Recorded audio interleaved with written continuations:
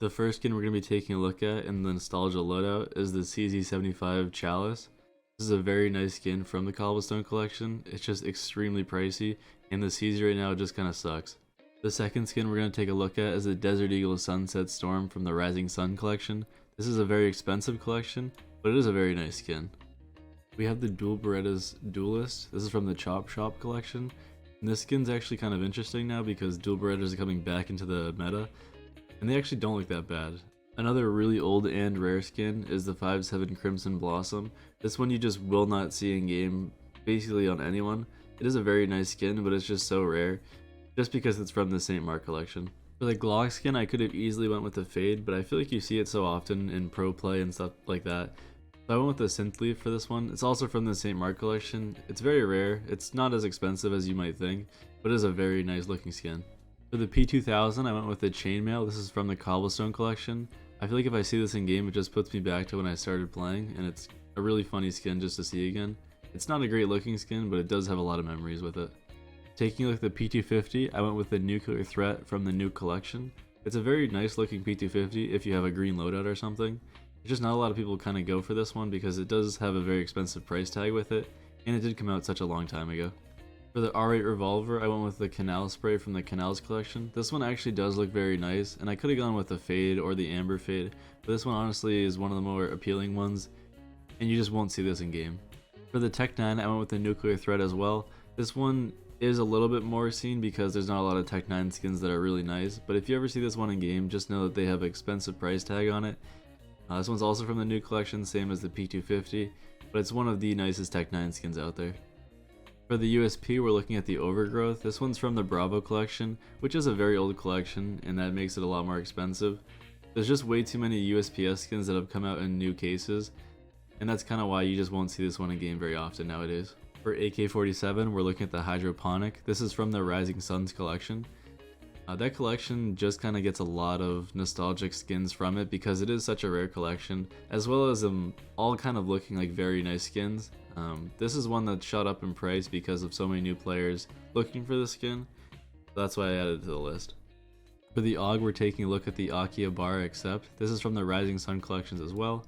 This one has a very expensive price tag, especially for it just being an AUG. It does have a nice finish on it, but the problem is I've only ever seen one of this in game, and it was about 4 years ago. For the AWP, I went with a Medusa. This is one of the most nostalgic skins in the game for me. This is from the Gods and Monsters collection. I remember when this skin and the Dragon Lore were basically competing to be the best skin in the game. Obviously the Dragon Lore is a lot more expensive now, and that's kind of why you see it. But this one you don't see as often in game, but I do think it has a very nice finish, and it is a little underrated. For the FAMAS, we're going to go with the Sundown. This is from the St. Mark collection. It's a very nice collection, and you just kind of don't see any skins that are being used too often in game from that collection anymore, which is sad because they are very nice. It's just I think there's a lot more flashy skins now, but this one does bring me back. For the T-side auto, we're going to go with the Chronos. This one's from the God and Monsters collection as well. This one I do remember a lot of people were using for trade-ups. It's kind of expensive now, especially for an auto skin. It's very expensive, but it does have a nice look to it. Still, one of the coolest skins in the game is the Galil Chatterbox. This one is so cool just because while you're shooting, the jaw looks like it's bouncing around and it looks like it's talking. So it's actually a really nice looking skin. On top of the fact that like it kind of animates, but in a fun way that's actually stays true to like the gun. This is from the Chroma collection, but it still is one of the nicest skins in the game, and people used to love using those back in the day. For the M4A1S, I went with a Hot Rod. It's one of those skins where if you see it in game, you just know it's from almost a different era. That's because it's from the Chop Shop collection, which is a very old collection, and anything that's in that collection has just kind of gone up in price over time. This is one of the nicest skins though, and if I see it in game, it brings back a lot of memories. One skin that matches the same feeling as the M4A1S Hot Rod is the M4A4 Poseidon from the God and Monsters collection. This one is just one of those skins where if you see it in game, it brings back a lot of memories, and you just don't think that people now will have this skin. For the CT Auto, we're going with the Splash Jam from the Militia collection. This one is a very nice looking skin from the Militia collection, which there's not a lot of them, but I haven't seen this one in probably 6 years. For the SG553, we're going to go with the Bulldozer. This is from the Chop Shop collection as well. This one does have a very clean finish to it. It's just the price has gone up so much for this gun, And honestly, it's not that nice in game. It's just a lot of yellow, and then it's basically just a default skin for the rest of the gun. For the SSG, or the Scout, we're gonna go with the Blood in the Water from the Arms Deal 2 collection.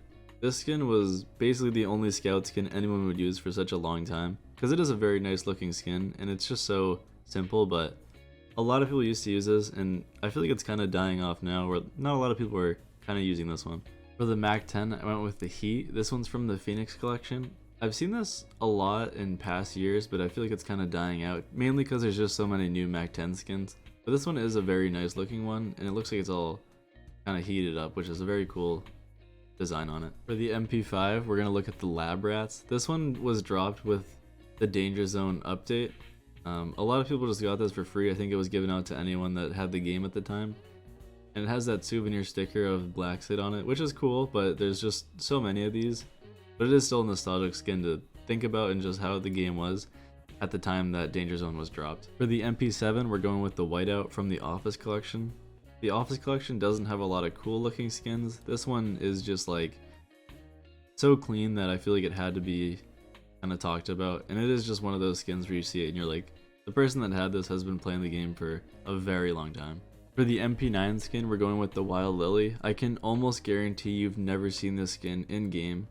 This is from the St. Mark's collection, and it's just so rare and it's so expensive because every time anyone gets this skin, they almost insta-trade up into an AK as fast as possible. It's a very nice skin, but it's just so expensive for the MP9, and you just won't see this in game. For the PP Bison, we're looking at the Blue Streak. This one's from the Esports 2014 Summer Collection. I used to see this a lot more in game, mainly because the PP Bison used to be a little bit better, or I was just a lot worse at the game. This is a very nice finish on the PP Bison. It's just the gun and the skin are a little bit outdated now, but I used to see this a lot more, and now I never see this in game. On the P90, we're going to go with the Emerald Dragon from the Bravo collection. It's not the craziest skin at all, but it is kind of a nice simple one that has a really cool looking dragon. I used to see this a lot more. The price tag has obviously gone up because so many people just are trading up to that AK, but it still is a nice looking skin, and you just kind of won't see this as much as you used to. For the UMP, we're going to go with the Minotaur's Labyrinth. This one's from the God of Monsters collection. It's actually a pretty nice skin, all things considered. It has like a cool labyrinth look on it, which is like a nice looking maze on the inside, and the Minotaur is right on the middle of the gun there, which is pretty cool. It's just, you won't see this one too much because it's very expensive, and it is for a UMP. For the Mag 7, we're going to go with the Counter Terrace. This one's from the Rising Sun collection, and it's a very nice looking skin. It's just way too expensive for a Mag 7. For the Nova, we're going to go with the Blaze Orange. This one's from the Militia collection, and one of the other skins that looks actually pretty decent from it. This one you'll see in basically any condition. I haven't seen this one in game in a while, mainly because the Nova just has so many more skins now that people are going to go after, but it still is a nice looking skin. For the Sawed Off, we're going with the First Class from the Baggage collection. From that collection, there's just a lot of skins that either you love them or you hate them. This one does have a nice clean finish on it, and kind of looks like a unique skin. For the XM1014, we're going with the Bone Machine from the Cash collection. This one just kind of reminds me of playing Drop on Cobblestone and racking up kills with this thing.